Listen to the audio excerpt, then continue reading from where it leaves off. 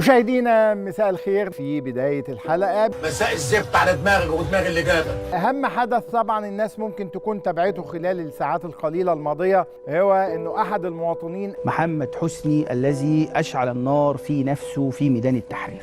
مواطن مضطرب نفسيا ومهتز نفسيا أشعل النار في نفسه في ميدان التحرير. ما يولع في نفسه إخواني، وبيولع في نفسه عشان متضايق من حاجة، بيولع في نفسه عشان الجماعة. ايه الشغل ده؟ احنا هنعمل بوعزيزي تاني. بيشكو من حاله وبيشكو من أحوال البلد وبيتهم الناس إنه في فساد وبيتهم إنه مصر دي تكية واللي ماسكينها حرامية. لا، خلي بالكم لأن انتم ده مش لصالحنا.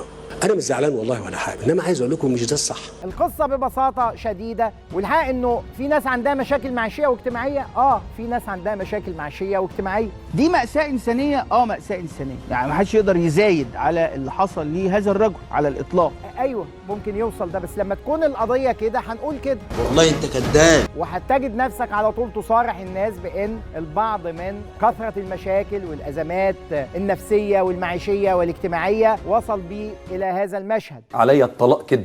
على طول الناس حققت ووصلت لأسرته عشان تقول للناس حقيقة ما حدث.